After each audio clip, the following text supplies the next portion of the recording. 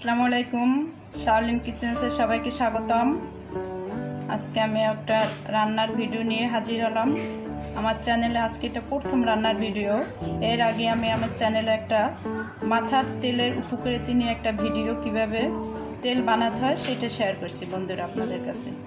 এবার আমি শেয়ার করব বাঙালি সর্ষে ইলিশ কিভাবে খুব সহজ উপায়ে সর্ষে ইলিশ রান্না করা যায়। এবার আপনাদেরকে আমি দেখাচ্ছি।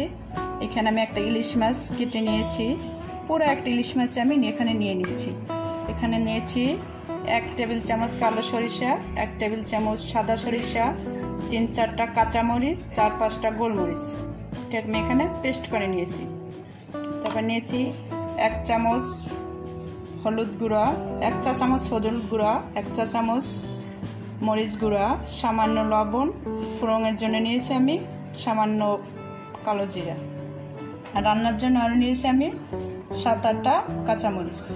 এখন আমি চলে যাব রান্নায়। চুলা জ্বালিয়ে প্যানটা গরম করে তার ভিতরে 3 টেবিল চামচ দিলাম সরিষার তেল, 1টা কাঁচামরিচ ভেঙে দিলাম। এখন দিলাম ফোড়নের জন্য এতে সামান্য কালো জিরা।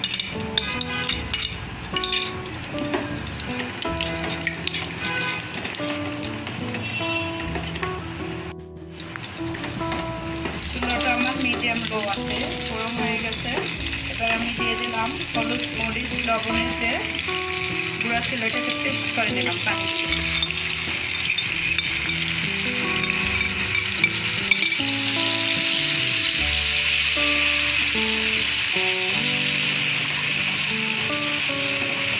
দেখেন বন্ধুরা, আজকে পেঁয়াজ, রসুন, আদা ছাড়া আমি শুধু সরিষা দিয়ে সামান্য উপকরণ দিয়ে সর্ষে ইলিশ তৈরি করে দেখাচ্ছি আপনাদেরকে।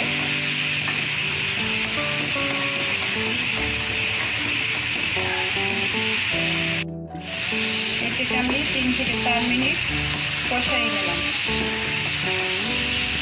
এবার দেখুন বন্ধুরা, এটার ভিতরে মাছগুলোকে কীভাবে সাজিয়ে দিয়ে দিচ্ছিলাম।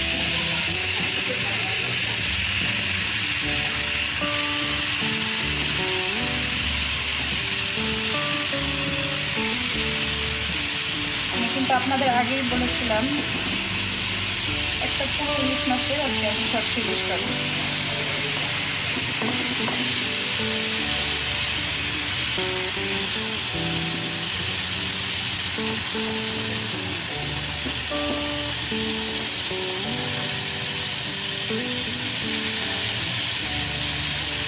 এটাকে আমি এখন মিডিয়াম টু লো আছে ভেজে নেব।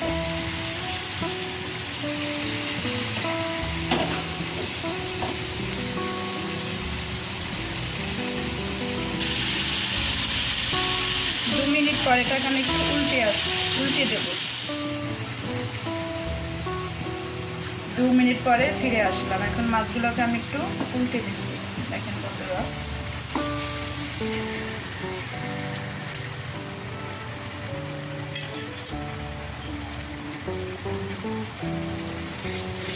চুলাটা আমার মিডিয়াম টু লো আছে এখন।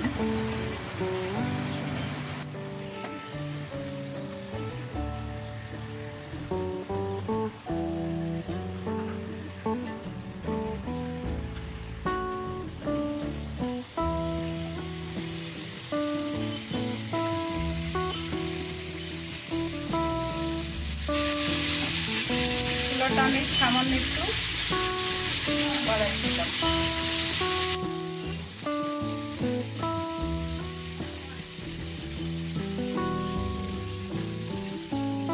এভাবে আমি এখন আরো 3 থেকে 4 মিনিট রান্না করব।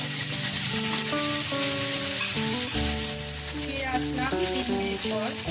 এবার আমি সরিষার যে পেস্টটা সরিষার তেলের ভিতরে ঢেলে দিচ্ছি।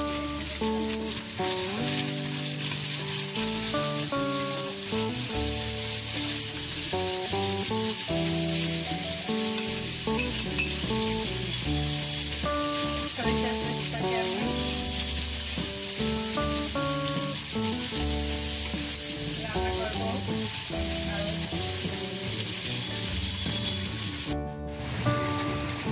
এটার সাথে আমি আর একটু সামান্য পরিমাণ পানি অ্যাড করে দিচ্ছি। সাথে আমার ভাত হয়ে আসছে।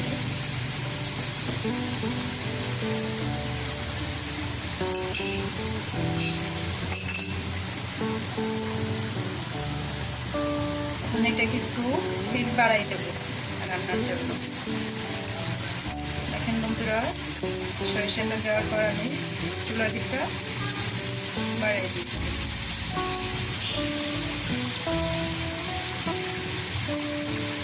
এটাকে আমি একটু হাতে নিয়ে একটু নেড়ে দিচ্ছি, সামান্য নেড়ে চেড়ে দিচ্ছি।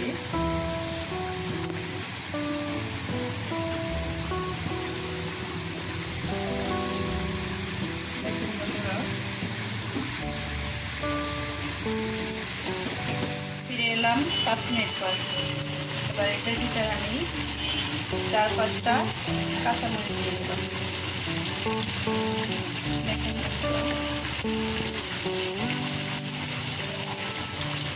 এখন এটাকে আমি কাঁচামরিচের ঘেরানটা মাছের ভিতরে নেওয়ার জন্য আমি একটা ঢাকনা দিয়ে এটাকে ঢেকে দেব।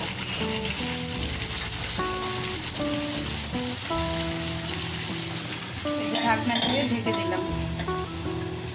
এভাবেও অল্প আছে রান্না হবে 3 মিনিট। 3 মিনিট পর এবার দেখুন বন্ধুরা, আমার রান্না প্রায় শেষ।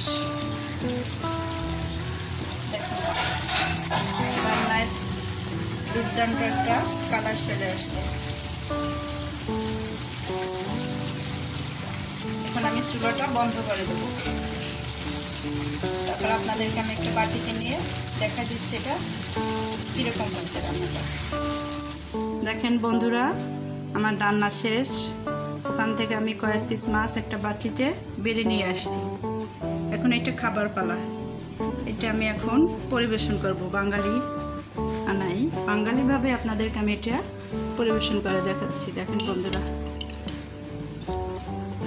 এই যে সাদা ভাতের সাথে আমি এখন এটা পরিবেশন করলাম।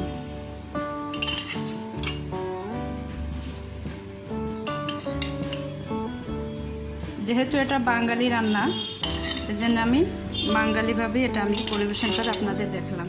এটার সাথে আমি একটু সামান্য পেঁয়াজ কাঁচামরিচ দিয়ে পরিবেশন করলাম। দেখেন বন্ধুরা, আপনাদের যদি ভালো লাগে রান্নাটা আপনারা ট্রাই করে দেখতে পারেন। আশা করি আপনাদেরও ভালো লাগবে। হ্যাঁ বন্ধুরা, আমার রান্না শেষ, আপনাদেরকে আমি পরিবেশন করে দেখালাম। এখন যদি আপনাদের এই রান্নাটা ভালো লাগে, প্লাস আপনারা যদি রান্না করে খেয়ে থাকেন, তবে অবশ্যই আমাকে এটা কমেন্ট সেকশনে জানাবেন যে আপনাদের কাছে কেমন লাগবে। আমি আপনাদের কমেন্টস, লাইক, শেয়ারের অপেক্ষায় রইলাম। আশা করি আপনাদের সবার ভালো লাগবে। বন্ধুরা, আপনাদের যদি এটা ভালো লেগে থাকে তবে অবশ্যই আপনারা আমার চ্যানেলটাকে সাবস্ক্রাইব করবেন, লাইক, কমেন্ট, শেয়ার করবেন। আশা করি সবাই আমার পাশে থাকবেন। ধন্যবাদ সবাইকে। আল্লাহ হাফেজ।